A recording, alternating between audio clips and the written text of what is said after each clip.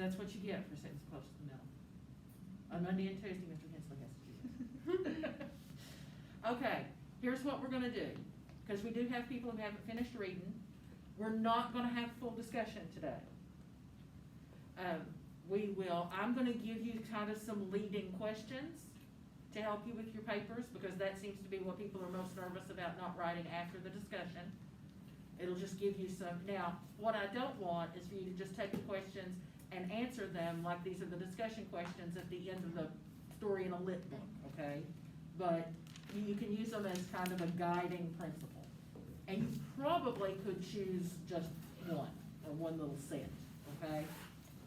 But I don't wanna give away the ending of everything, because it really is kind of a cool short story, especially if you've never read it before. Have any of you read this before, like in a different English thing? Okay, it's a little bit older. And tomorrow, we will have an honest discussion.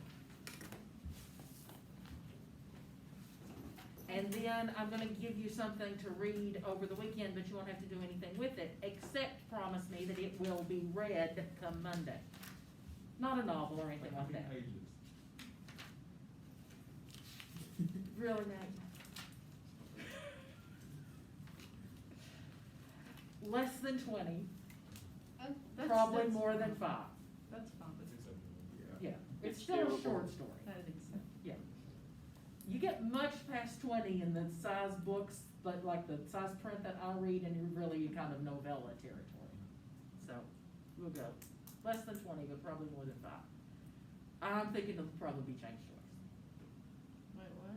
James Joyce. Probably maybe gonna be the Dead. We'll see. Okay. Silent Snow, Secret Snow.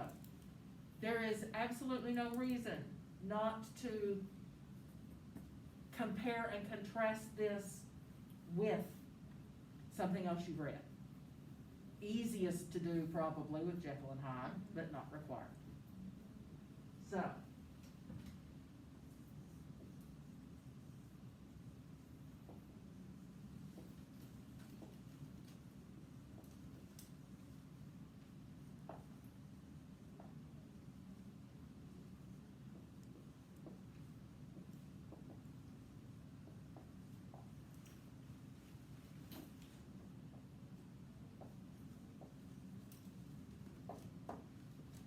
there's an easy question for you. You could write an entire page and a half on why I chose this as a follow-up to Jekyll and Hyde.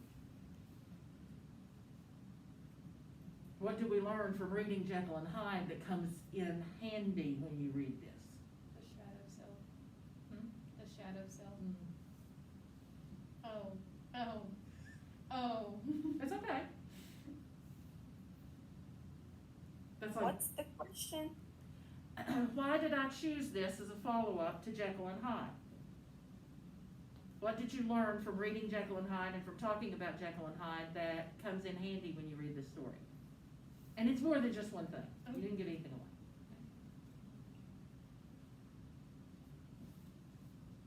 So like, how does our discussion from yesterday become useful when you read this story?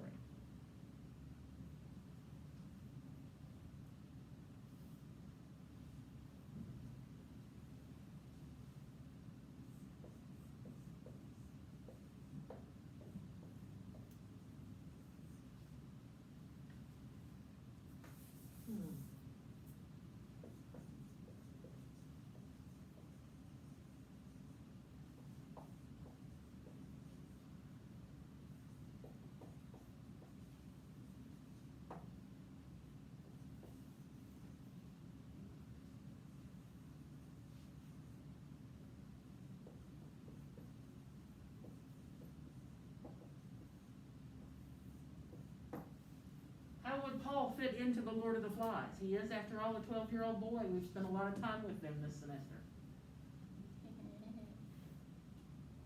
He would. See? No. Fun, right? Can I say it? Well, can I say what I'm thinking? Yeah, He would have been gone before Simon. maybe. But, and this question I don't want you to answer. What do you mean by gone? Right? Yeah.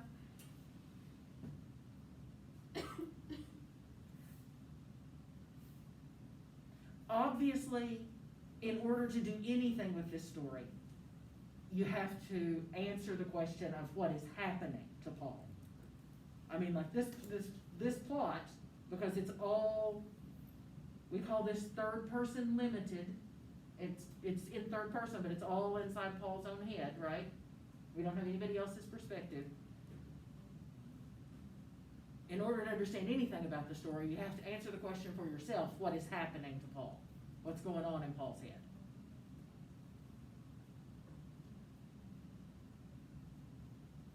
And some of what's happening there, the discussion of Jekyll and Hyde is very illuminating. You can draw a lot of, you could do your entire response paper just on a comparison and contrast. How are those two stories kind of about the same thing? Not exactly, it's not the same story. But the theme, one of the big themes is very, very similar.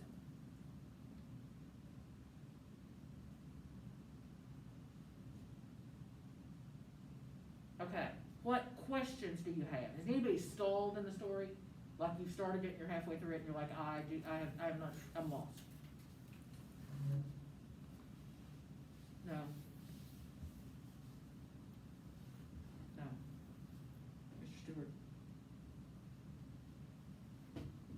Okay, let's stop there for today and I'll give you some time to read and write. Your response paper over this will be due tomorrow. And you'll also have a new story to read that you need to have finished by class time on Monday. Those questions that you put on the board, is that just some like ideas that we can like write about? Yes. Okay. That is to keep you from being in a white hot panic because you have read the story, you understand the story, and you have no idea what to say about the story. You are not limited to these. I am putting them up here because you said, now I don't know what to write about. Either one of those is an appropriate topic for a 1.5 page response paper.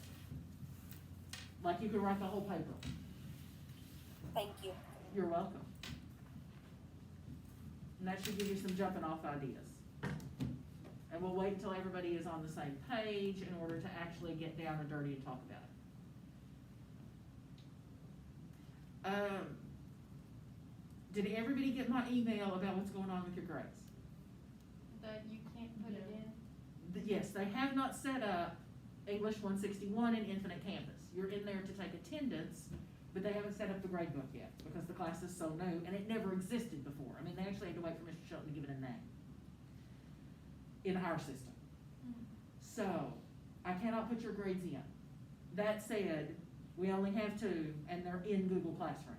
One of them, I'm about 1.5 graded at this point.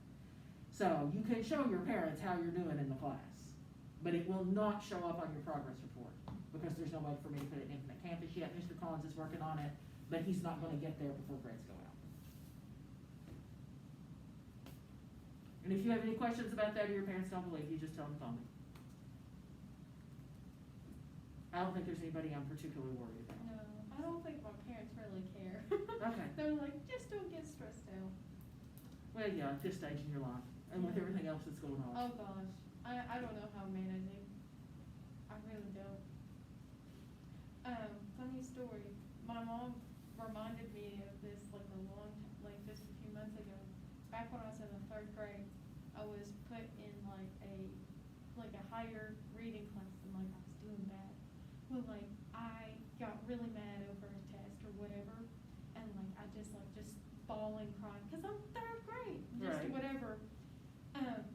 The principal called my parents and brought them in. They're like, we're pretty sure that you're putting too much pressure on her, and they both laughed. And I'm like, no, she's doing that to Yeah, herself. that would be her. Yeah, that would be her. They just all had a laugh, and they're like, it was. I just didn't remember it, but I thought it was funny, just a funny story. Yeah. Ed told me. That's not surprising, that's. Yeah, Was that a hand, Stephen? Yeah, I was gonna ask you a question about 102, but you can wait. Yeah, well, when I sit down, you can come up Yeah. and sit at my little desk, my little guest desk. Okay. Okay, questions, comments? Macy, Would you cut